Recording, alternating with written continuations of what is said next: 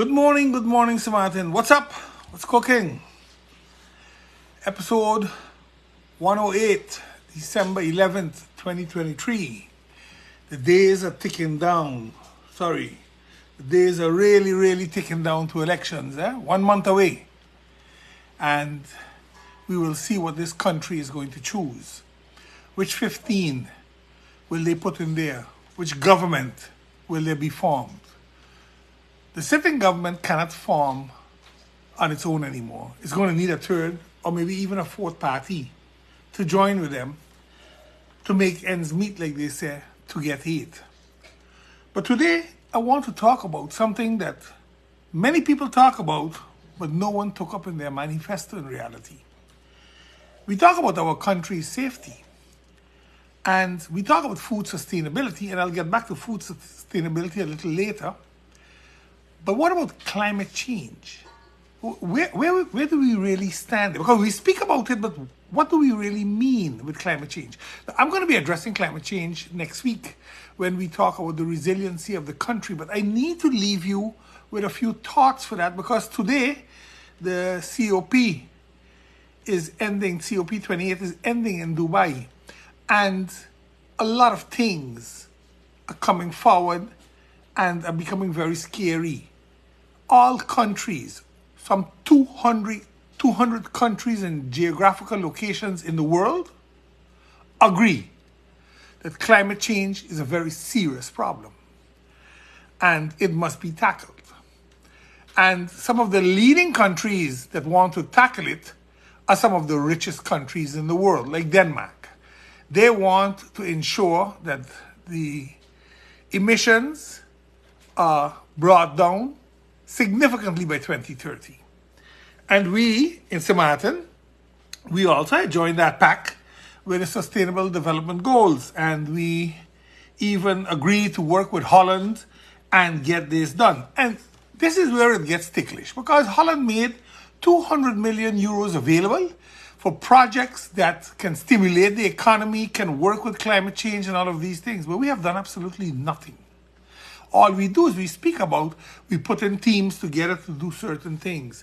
But climate change, you don't really need teams. Climate change, we know what we need to do in Sint Maarten. We have a utility company that 75 to 80% of the population owes money to. Yet we have not decided to take a firm decision and say we are going to do solar power with NVGB. And all the income derived from the solar power that we do will be for NVGB, and they will buy less fossil fuels, giving us a great start on combating climate change. There's much more we have to do, but this one is within reach. This is what we call a low-hanging fruit. Yet, for the love of money, this government hasn't touched it with a 10-foot pole. Everything is NRPB. No, you cannot allow a third party to determine what's going to happen in your country. Now, people might ask me, why am I talking about this so much? Very simple. Back in 1990, I completed my thesis at the then University of the Netherlands Antilles, today the University of Curaçao.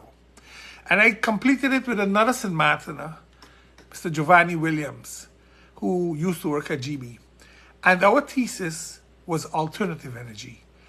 We took solar panels and we ensured that we were able to heat up the pool at Monsieur Ferrit to about 37.5 degrees Celsius, which is higher than the outside temperature on Curaçao, so that the residents of the Monsieur Ferrit, which were elderly people that had a lot of difficulties with moving, etc., rheumatism, so would be able to get massages and treatment within that hot water. It took us 6 to 8 months to really perfect what we were doing with regulations and how do you keep the water warm when a body goes inside and it's colder than the water. You then have a process to follow. We took 6 to 8 months and we did it. At that point in time, already in Curaçao, the university was also busy with wind energy. And a few of my friends that were in the same mechanical engineering division like me did that.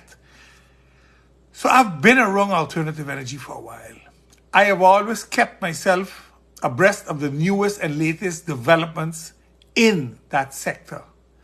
When you talk alternative energy, you need to understand what you're talking about. It sounds nice, you know. I hear them, they're blowing hot air sometimes in Parliament, but they have no clue what they're talking about.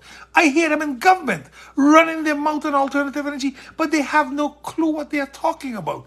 And that's what makes it so dangerous. Because if we truly understand alternative energy and renewable energy, because they're different, even that they don't understand. Renewable and alternative energies are different energies. That we can do that here, right now. We speak about a lot of other things, but we don't truly understand them.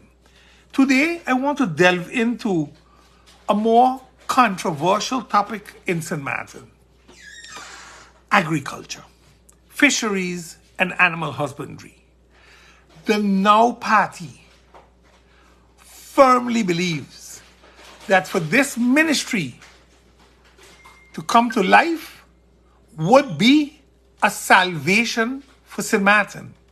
Because food sustainability, that topic we speak about, will no longer be one of an importation, but of a production, a local production.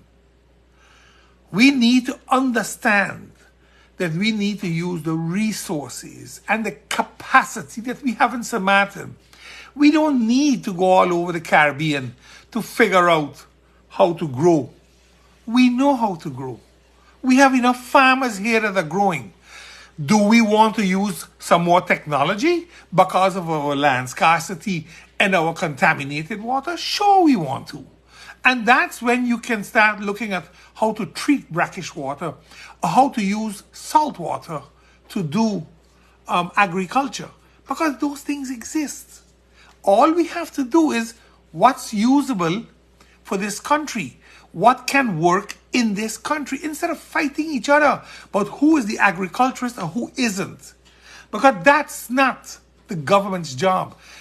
We have agriculturists here for years have been doing it on their own, struggling day in, day out to make ends meet. Hope that people buy their produce and not the cheaper produce that is flown in or brought in by containers that were frozen. And when you buy the avocado, you leave it one day in your house, you cut it black inside. No, that's not the fruits we are looking for. We are looking for the ones that are planted here. So when they're taken off the tree, they are sold to you, not refrigerated and all that. They are sold to you fresh. And yes, we are at a very minuscule, very small scale right now.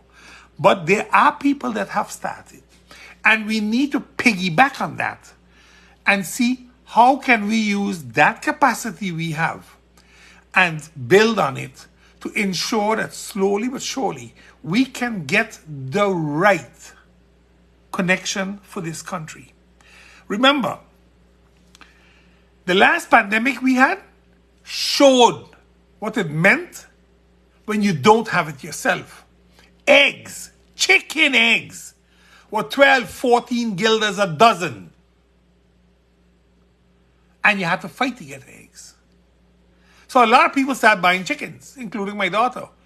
And for months, maybe a year and a half, were able to sell eggs.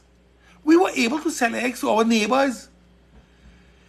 And not for a profit, but to see if it can work. And it worked. It truly worked. I know of a few of my friends that have chickens, and when the chickens stop laying eggs, you sell them for meat. And then you buy new ones and you go back into production again. But you need a farm to do these things. And there was one, I think Rockland Farm was on the French side, and then the French, I think the lady got a sickness on the farm, and now she's back at it again. Mrs. Lawrence, she's doing well. You see, it can be done. But in Aruba, they have a chicken setup for millions of eggs because of tourism. So even the eggs in the hotels in Aruba are locally farmed. But we can do much more. Because today, with towers, you can put 36 crops on 1 square foot. You see, we need to start working with what's in the world. We need to start doing it different. And I think that's where sometimes the misunderstanding comes between how we farm now and how we need to farm in the future because of land scarcity. But I believe that all the farmers that are farming right now are more than willing to jump on the bandwagon of having it done more efficient. The problem is we don't give them a chance. We always look down to them or talk around them. Now it's election time, so everybody picks up the mantle of agriculture. The Now Party is not going to pick up the mantra of agriculture. We want a new ministry that will deal with agriculture, fisheries, and animal husbandry. Because all three are needed for food sustainability. And I started my discussion today that three things are going to decide the future of this country: safety, food sustainability, and climate change. Not economics. Because if climate change is not controlled eventually, we will be underwater for all the places that we want tourists to come to. Because the airport will be underwater within 50 years. So don't fool yourself that by building pretty hotels now, yes, this generation will strive. But our children and grandchildren's generation will sink. That's the reality of the world we are in. Look, just put on the TV. Look at the amount of floodings, stronger hurricanes, earthquakes. The world is reacting to climate change. The Earth's surface is getting too warm. And the reactions will be catastrophic. Catastrophic. It is already in the big countries, Italy, France, Switzerland, all of them are flooding with heavy rains. I know we can see it. We see it on TV and CNN and BBC and Al Jazeera. All of them show that to you. Because that's not politics. That's climate change. And some people don't want to agree that climate change is real. And I think in Dubai they said it best. The rich countries said, we need help to stop climate change. And the poorer countries said, but we want to get rich by taking out those minerals and selling them. And this is where it starts.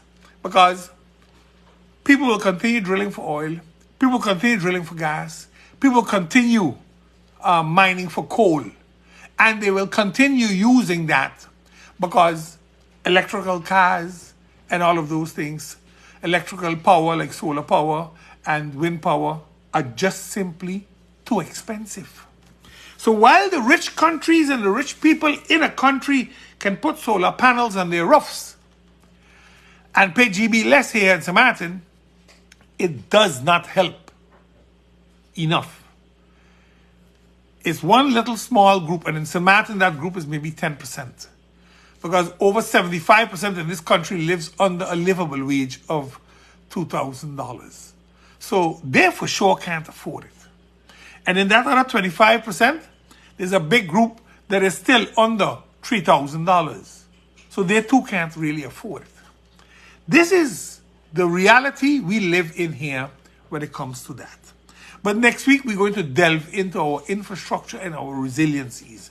But I want to go back now to the topic that I want to really chat about today. The new ministry we want to create. You know that NOW stands for Nation, Opportunity, and Wealth. If we can create a ministry of agriculture, fisheries, and animal husbandry, it means we have three things that we can now exploit and create jobs, good, decent paying jobs, and create wealth, generational wealth. Because we're not only going to plant tomatoes, tanyas, and all those things. We're also going to plant cannabis. And cannabis is going to be the stimulus, the financial stimulus for the agriculture market in St. Maarten. You need money. People use cannabis. We can lie about it, we can hide about it, but the reality is they're smoking it. They're importing it. They're selling it, and they're going to jail for it. So let us not pretend it ain't there. Is it 5%, 10%, 20%, 30%, 40%? How much percentage smoking? I don't know. But ask the Coast Guard how much it is grabbed. And that should tell you that that's about 10% of what's coming in. Then you have an idea of what the consumption on the island is. Let the Minister of Justice come out and talk about it. Because I asked her for a tolerance policy, she said no. She basically danced around it for the past 4 years.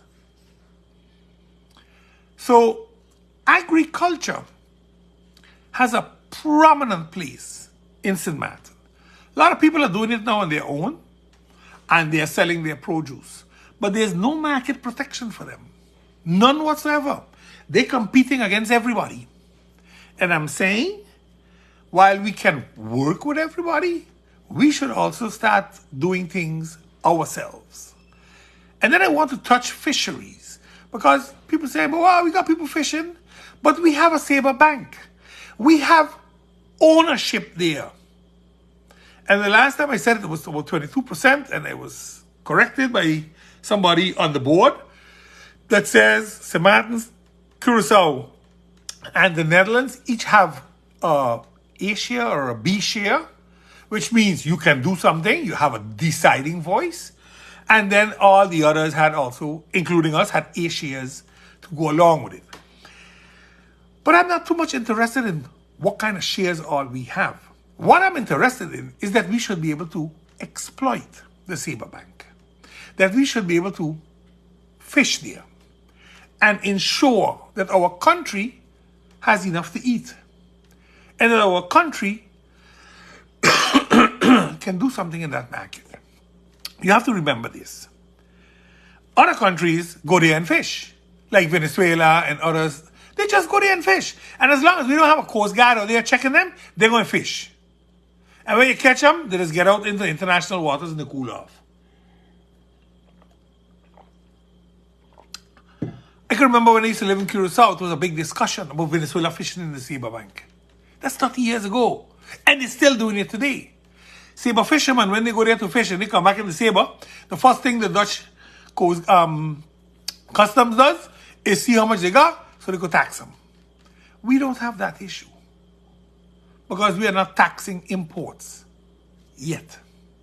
I believe that there should be import duties, but in the same manifesto, we talk about entrepreneurship. And fishermen can become entrepreneurs. And we will give them a 5-year at least tax break when it comes to profit tax. So just pay your wage tax, pay your premiums, you're good to go until you build up that business. Because why should I give hotels tax breaks for 10 years and then they change the name again, another 10 years, and our own people can't get a tax break? We need to put that in. We need to do that. That's what I spoke about last time with tax reform. Last week, Wednesday, I spoke on Grace about tax reform. Go back on Facebook, play back the video. You will hear what the NOW stands for. Because we're not one of them that want to tell you stories. We are bringing solutions to the problems this country has. And God, believe me, we got a lot of them.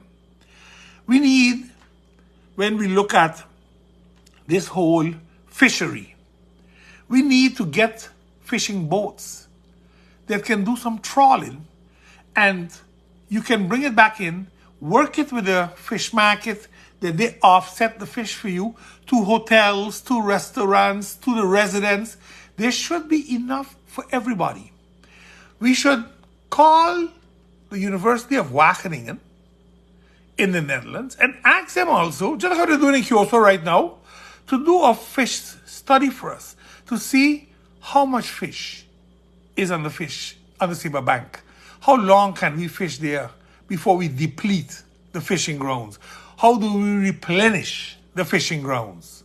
These are things that, when you want to talk about sustainability, this needs to be done. This needs to be done. It's not just go and fish, buy some boats, go and fish. No, there is more to be done. You got to replenish. If you don't replenish with small fish farming and so and then put them back out there, eventually you're going to have nothing to catch. So again, it is not as simple as a 1, 2, 3. But I do believe, like I said just now also with agriculture, just like how we are going to do awareness campaigns and do cooperations with stakeholders such as the University of Wageningen with its brackish water and the salt water, securing land for agriculture. All of these things play hand in hand with the fisheries. The one thing though that we must understand in all of these programs is that this is done for us the locals, for us that have made Sint Maarten their home. I'm not saying you're going to be born here with 5 generations to be part of the program. I'm saying if you were born here, or if you have migrated here and you have made Sint Maarten your home, not 1 year ago or 2 years ago, but at least 10 years ago. And this is where your navel string will get buried. Not that when you make 60, you pick up all the things and you go back to your home country, because then you're not staying here with us. Then you shouldn't be part of that generational wealth creation, though. I gotta be honest with you on that. This is for us that's staying here, that have no place to go to anymore. This is what this is about. This is about creating wealth for us. And you are part of us if you want to be us. I can't force nobody to be us. But what we need to do is to understand the commitment involved. This is not only talk. This is walking this walk right now. We need to walk this walk. Because we always talk and blame others. We always blame the foreigners for our failures. And we blame the Dutch for a lot of things. And while they have fault, we too have fault. And we don't like to accept our fault very often. And that's what puts us sometimes in a very, how would I say, awkward position when you want to really get things done. But think on, for example, fish, shrimp, lobster farming in the lagoon or alongside the coastline. Not all over the lagoon is polluted. There are serious pollution parts in the lagoon, but there may be certain parts where you can continuously pump the water to keep it a little fresher. Pull water from outside in the sea. Just keep pumping it into the lagoon. The access will flow out through the 2 ports, either in Sunny Ground or in Simpson Bay. But you keep getting fresh water in, it will cleanse the lagoon slowly but surely. It's a long-term process. It took us 30, 40 years to damage the lagoon, so we ain't gonna fix it in a week or 2 by pumping some water into it. We need to understand that. But we need this ministry to put these things in process in order to move forward. Now, the Now party is promoting such. I believe we are the onlyest party that is talking about a new ministry. I have noticed that since we threw out our manifesto, other manifestos have come out, and guess what? It's nearly like a carbon copy on some of what we are doing in their manifestos now, and that they made them also very important. But at least that tells me we can work with those parties because they have the same trend of thought. They want to go that same direction. So that is a good part of when you have manifestos to compare. Animal care and control. This is something that we believe goes hand in hand in the aspect of the new ministry with agriculture, fisheries, and animal husbandry. Because in the animal husbandry aspect, we need to talk about animal care and control. While I believe in goat farming and I believe in cow farming and pig farming because those are meats that we get that are not filled with hormones and all kind of things, the way we treat our animals in this country needs to be addressed. When you see stray dogs in your country, when you see dogs malnutrition, beaten, tied in the hot sun, it tells you the type of human beings we have in this country. Because if you could do it to an animal, you could do it to your child, you could do it to your wife. Because they are all living things. And sometimes, they always tell you man's best friend is a dog. Because he stays loyal to you, no matter what you do him. But we need to stop abusing animals in this country. All this dog fighting, we gotta stop it. While I understand the cockfight and the cultural aspect to it, I don't like it. But we made an agreement, and when you make agreements, you need to learn to live up to them. Cockfights will be allowed in the law because it's a traditional, cultural something. But that's the only thing. No dog fighting and none of these things. And I know there's a lot of dog fighting going on in St. Maarten. You can see how animals are scarred that they didn't get at in a little brush up. They got at in a serious fight with another dog. We need to understand, though, that to bring our stray population under control, we will need to start bringing in laws that work for us. Not necessarily for the people alone, but for the country itself. We need to start microchipping animals, pets, strays, cattle. We need to microchip them. On the French side, that's mandatory. That's law. On the Dutch side, it's not. But you see, when the animal is chipped, you know who it belongs to. You know that. So if the animal runs away, they find it, they know who it belongs to. If they don't, if an animal is involved in an accident, let's say a cattle and a car collide, you know from who the cattle is. You can deal with the matter.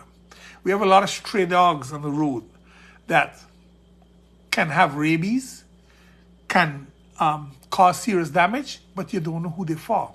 You don't want to just put down animals. That's not the world we should be living in. But very often we get ourselves confronted that we have to go in the landfill and put out 30 to 50 dogs because you cannot afford them to take the disease that might be in the landfill into the general population.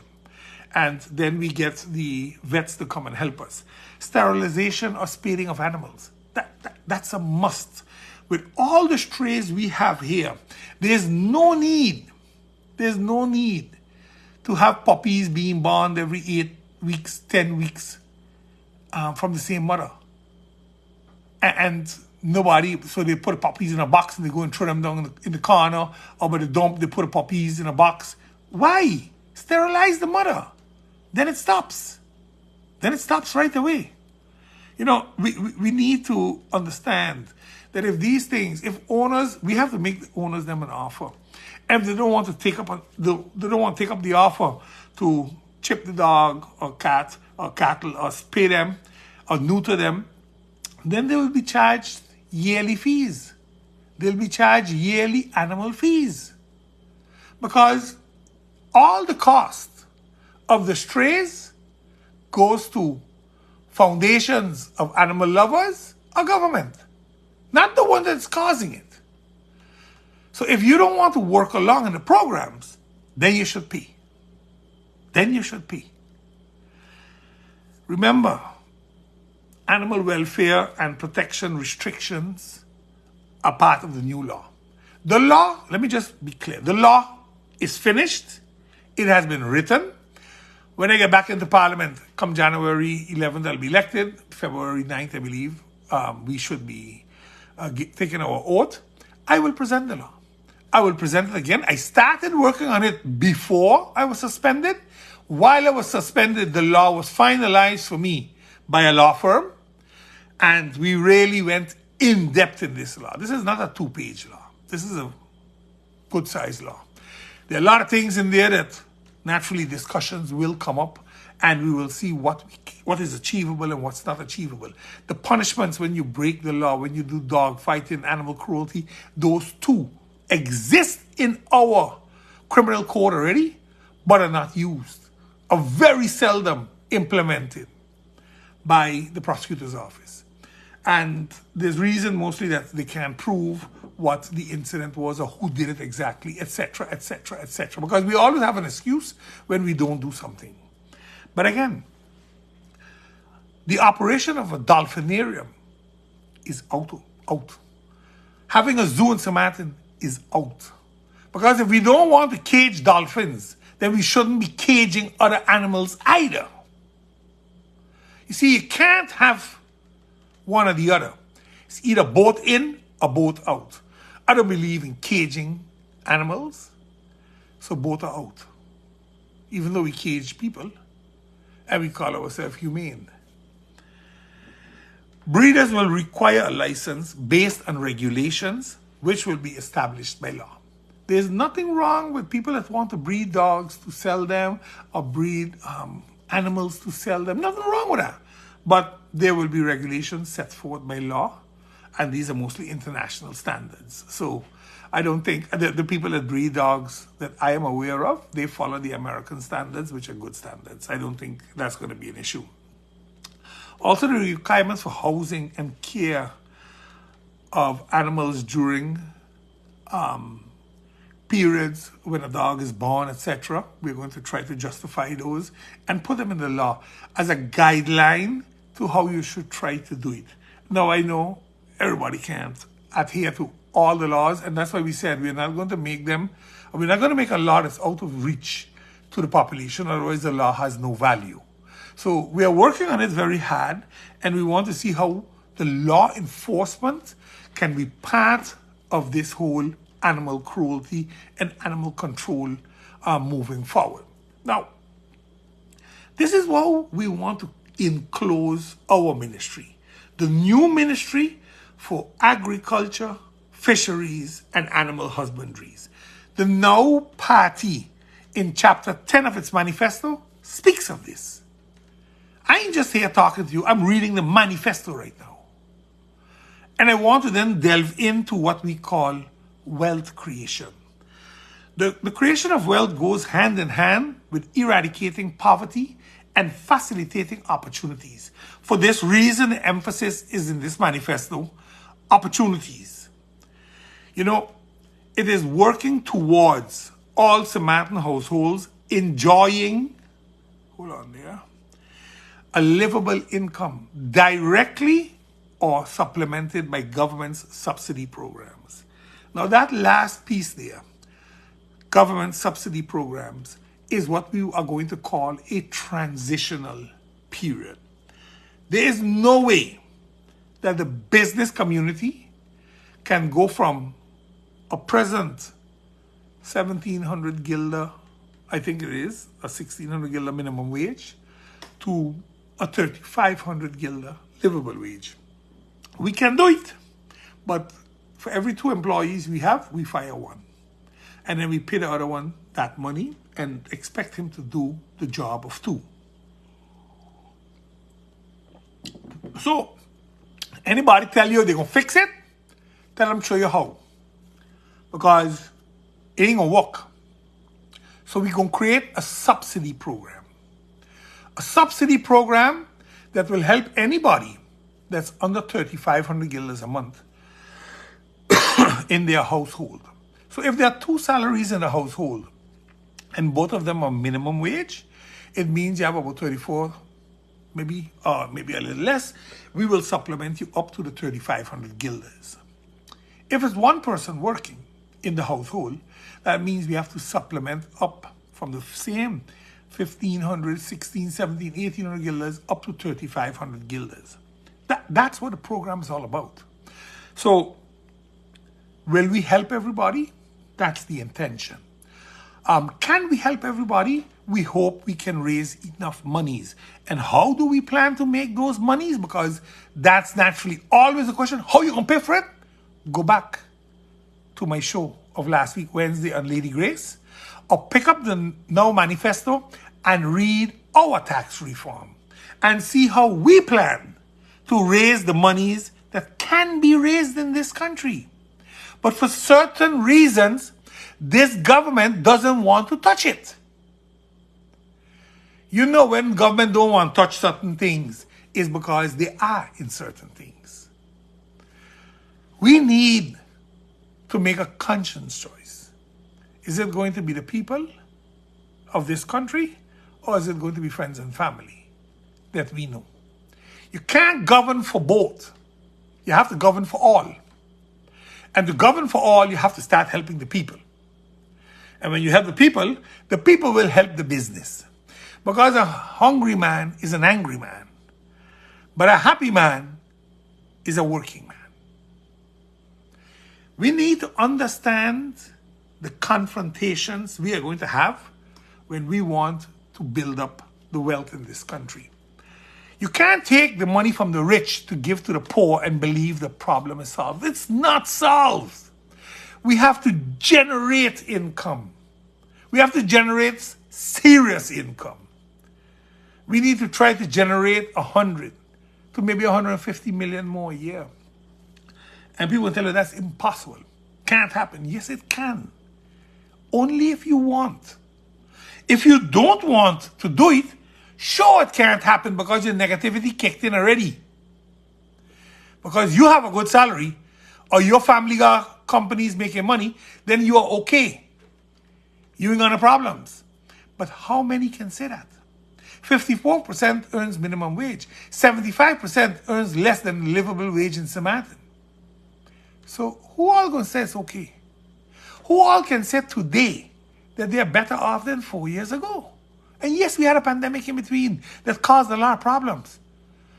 But again, it doesn't mean to say that the way where we are today is a good place. We are not in a good place. I don't want to say doom and gloom because I don't believe in that. But we need to make serious changes. We need a paradigm shift. We have to start thinking out of the box. We cannot continue doing what we were doing all our lives. Asking for a handout by Holland. We need to start working and doing things for ourselves.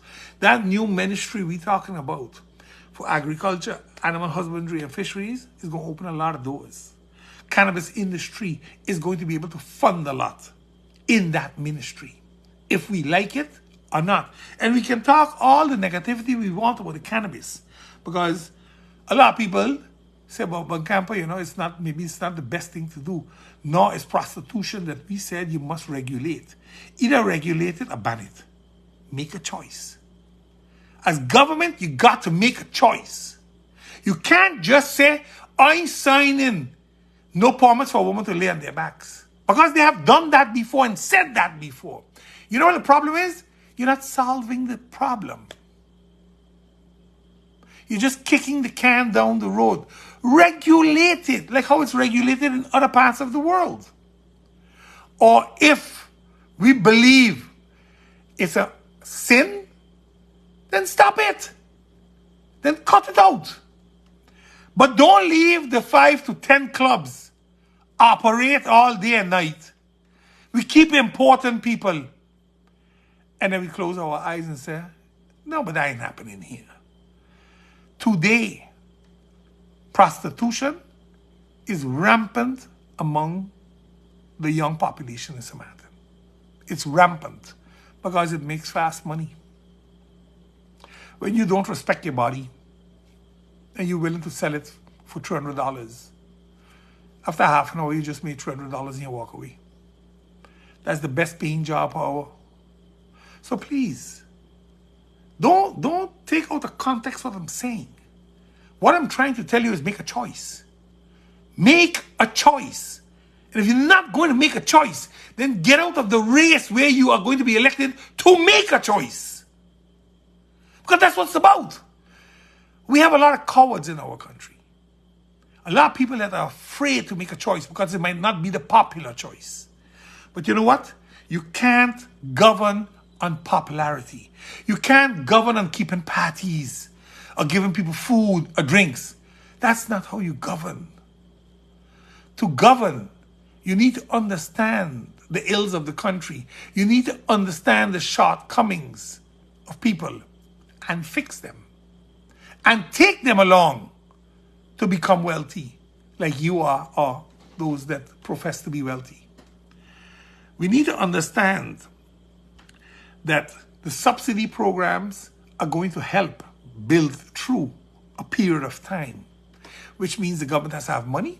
The government sets it up. We have places like the St. Maarten Development Foundation, where they did food vouchers and many other things during the pandemic. Now, maybe that entity should be looked at for the subsidy program. And the subsidy program goes from house rent, utilities, school, transportation, food, whatever it is. It's not a small program. I just told you 75% of this country, 30,000 plus people in this country live below a livable wage. If we use the 40,000 as the population of this country, and if I use the 60,000, then it's 45,000 people in this country live below a minimum wage. You cannot tell me we're doing good. You cannot say that. And that's the problem. We are saying that. Certain parties are boasting that this country has taken leaps and bounds. That is not true. That truly is not true. Wealth is built by generations based on a solid foundation. If that foundation ain't there, you ain't building a generational wealth. And the now wants us to start building generational wealth. So we are going to try to create the environment in such a way that Samaritan people can formally solidify their position, ensuring that their families will also have the opportunity to create generational wealth. There are a few families in Sint Maarten that have created generational wealth, but majority have not. And it's unfortunate, but it's a reality we are living in. Think on the economic opportunities that will be created with the focus on local partnership and participation. Money generated in Sint Maarten by Sint Maarteners is more likely to be invested in Sint Maarten, thereby creating wealth in Sint Maarten. Think about it. You have a piece of land. Your friends got some money. You put the land available, they put the money available, or you build apartments, and or you rent those apartments. Everybody making money. Good money, because the land is now making money, and their money is making money.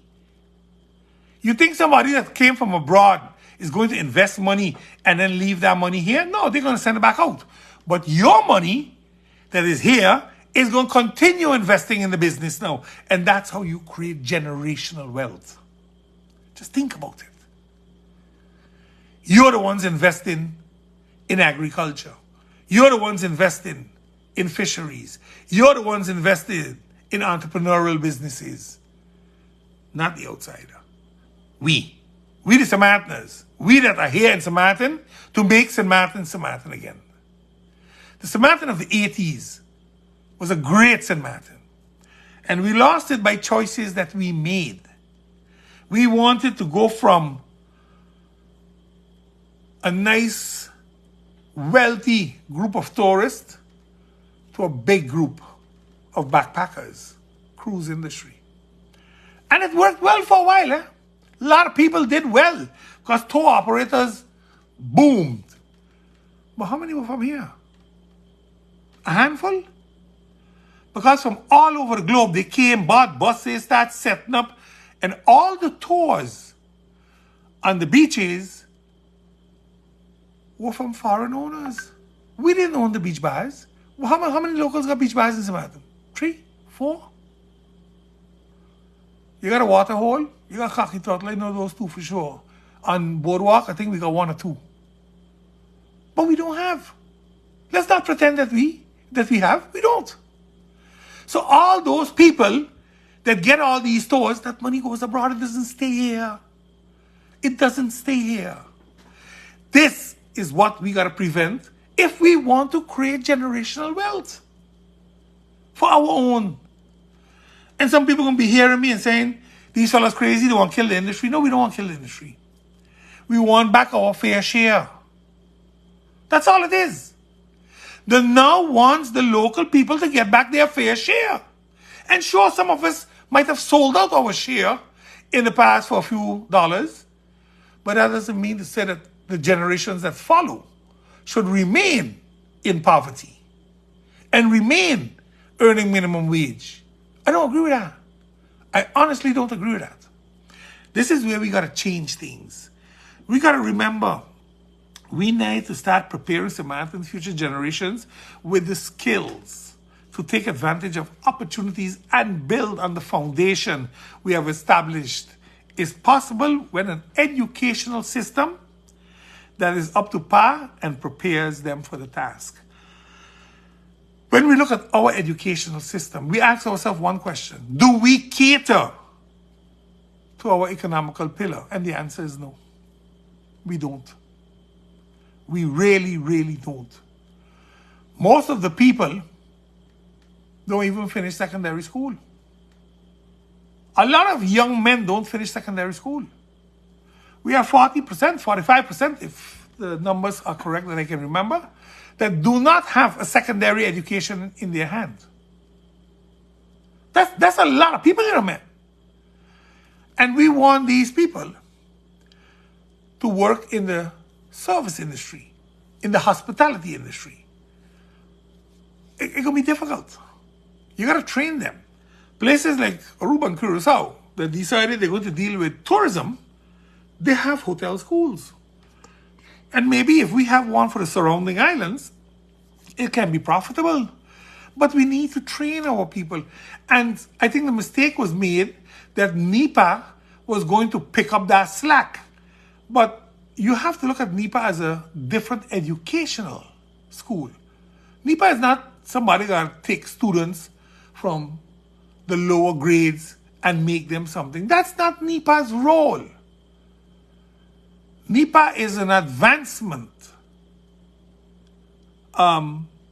place for culinary arts and electrical arts, different things. But you need a basis. You need a good basis to walk in there to do something. That too often is lacking. And that then creates the problem that I just said. We cannot deny our children the best education. We should not deny them that. Can we afford it? That's going to be seen. But building and maintaining wealth requires both opportunity and capability. Remember in the beginning I said we need to use our own capacity. But our capacity must be capable to do what needs to be done. And we cannot deny them that opportunity. We are talking about the ministry to do fisheries, agriculture, animal husbandry. We need to put them in school for that if need be. We need to take up some youngsters, buy the fishing equipment, send them to the place that can train them to become operators and captains so they come back with the ships and start fishing for us. Animal husbandry, we need to build what needs to be built so we can do it properly. We can maintain the health of the animals and the meat is of quality. We need to do these things. We need to train people to do this. And if we're not going to do that, then please let us not talk about it. Let us not talk about food sustainability then. Because important things in containers is not food sustainability. Putting it down in a warehouse that can blow away is not necessarily food security. But if you can grow it, you can eat it. Think about it, people. In St. Maarten, house rent is the single largest expense for most families. Our children deserve and benefit from growing up in a safe and secure environment. Wealth creation opportunities will be created through a housing subsidy program.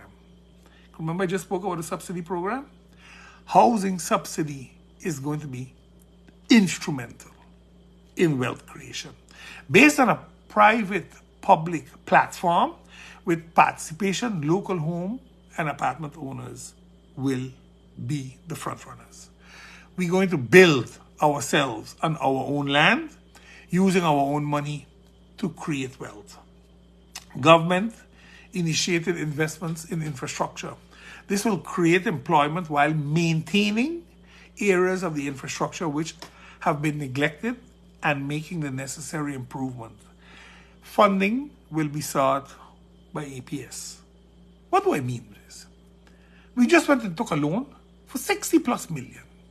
And that loan will have 0 guilders on return on investment. So we're going to invest 60 million and we're getting absolutely nothing in return for it. I am saying, take money from APS. I don't know how strong SNV still be with this hospital fiasco. Take money from APS and invest it in building buildings. You need a new parliament building. You need a new high council's building. You need a new justice wing. You need parking lots. Why, in God's name, can we not use money that APS has? Adjust the law that instead of 60-40, we go to 70-30, where 70% of the monies of APS can be invested locally.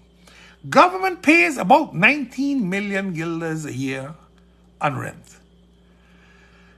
The government building is one of those, so let's throw that one out. I think that's what, maybe 5 million a year. Throw that one out. 14 million remains. If you take a loan of 200-300 million and you build the Justice Wing, the Parliament building, the High Council's building, parking lots for that money, because it ain't that expensive to do all of this ourselves, you know. You know when it becomes expensive? When we bring in third parties to do things for us. When we bring in all kind of consultants that are only there to make a living and move on again. If we do this, and we pay back 14 million per year, within 20 years, we have 280 million. We have the money we invested. Add on another 150. At that point in time, you have now paid then about 420 million in 30 years. Those houses are valued, or those buildings are good for 50 years. You will make another 280 million in profit. That's simple arithmetic. That if you really want it done, it can be done. It can be done. And then, remember, because one of the most important things is you need to have sufficient income to retire as a person. You need to be able to say, I have a pension. Not an AOV pension of 1,338 guilders that cannot allow you to live in a month. Because the cost calculations from the census of the country was 3,552 guilders. So you're already missing 2,200 guilders presently. More than another 1.5 pension. So with 2.5 AOV pensions, you might make it. You might make it. Depending on how the utility bills are by GB when fuel goes up, or when house rent goes up, or when food goes up. Because everything goes up here when America sneezes. Everything. You need to have enough money in your hand so that you can retire. So maybe we need to start thinking on how do we create a pension for the people in St. Maarten? Can APS replace AOV? In the sense that you must pay in to it. And those that cannot pay in because they have no jobs, those will then be handled by government directly. But I don't believe the Social Security Insurance, the SSV, should be doing this. Eventually, the pension fund should deal with the pensions of the people in this country. We gotta find a way how this can happen. But we can start off by taking all government-owned companies, for example, and put them in the APS. Why we can't do that? What's wrong with that? People making money here, put them in pension funds abroad. Why not in our own pension fund? What's wrong with that? These are the things we need to start understanding how we can do them. We need to amend the legislation by APS and expand the list of companies that can qualify to participate and provide their employees a pension from APS. So at this point in time, APS mostly handles the government and so, and maybe a few other companies, but maybe we should expand it a little more so that the business community can also get involved now with APS and can also put pensions there for their employees. Because right now, majority of the people in the business community do not have a pension when they retire from work. And again, will this solve the problems within the next 5 years? Absolutely not. This is a generational something. This is something that will work 10 years, 15, 20 years from now. That's why our manifesto is named 2024 and beyond. It's not just for the next 4 years. We got to plan ahead. We have to put multi-year planning in your manifesto so that you can get things done. Otherwise, you will not get things done. We need to improve our financial sustainability of the General Pension Fund. APS, the following actions, for example, will be proposed. Amend the investment ratio, like I said, from 60-40 to 70-30. Maintain the pension age at 65. The government is right now negotiating to move it up to 67. And I'm saying don't do that. We got to be able to stop at 65. The people here have a much heavier work environment than, for example, in the Netherlands. It is totally different with all the benefits they have there that we don't have here, with all the ways of living that we don't have here. A lot of us walk, a lot of us do a lot of different things. They just jump on bus and tram and bicycle and they reach. By us, it's a little different. So we need to watch out. If somebody wants to continue working after 65, no issue with that. I don't have a problem with that. But we shouldn't force them. A police officer cannot work into his 70s, you know. These people put their lives on the line every time they get into that car. And they go to a call out. What are you going to do? Put everybody over 60 on desk duty? People are living long. So how does this work? How much desk you going to put in the police station? These are things you got to start thinking about.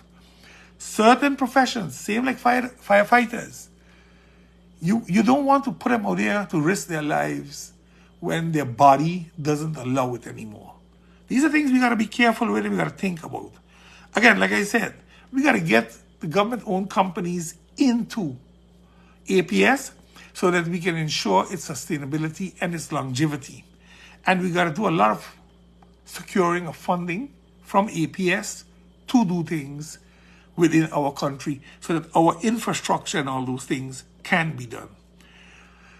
I think I gave you all a mouthful today of how we see as the Now Party, how we really see Country Sint Maarten moving forward in 2024 and beyond. How we believe that the new agriculture ministry is going to be one of the new stepping stones for this country and not a stumbling block that we have always made it. I want to make, the Now Party wants to make the new agriculture ministry a reality. Our leader, Christopher Emmanuels, believes, truly believes in this new ministry. The Now Party believes in the people of Sint Maarten and the changes that need to be made. We truly believe so. If we didn't believe it, we wouldn't be here campaigning about it. We, another party of glitter and flash, of hundreds of billboards and hundreds of meets and greets and hundreds of dances and prizes giveaway. If you want to give away something, give away food. People need food. If you really want to help people this Christmas, don't teach them to gamble. Hope they win a prize. Give them a plate of food for Christmas. Some parties have a lot of money. I hope that they listen to my cry and they get caterers in gear and they give out thousands of plates of food for Christmas. Because then you would have really done something that means something. All the hype means nothing. Because at the end of the day, it doesn't take the people out of their reality. It makes them forget it for about 2 hours. But it doesn't take them out of their misery that we have put them in as Country Sint Maarten. I want you all to enjoy the rest of the week. Take care of yourselves. Please share my podcast with your friends and family. Subscribe to my YouTube page. And I wish you all the best for this week here. Bunks is out.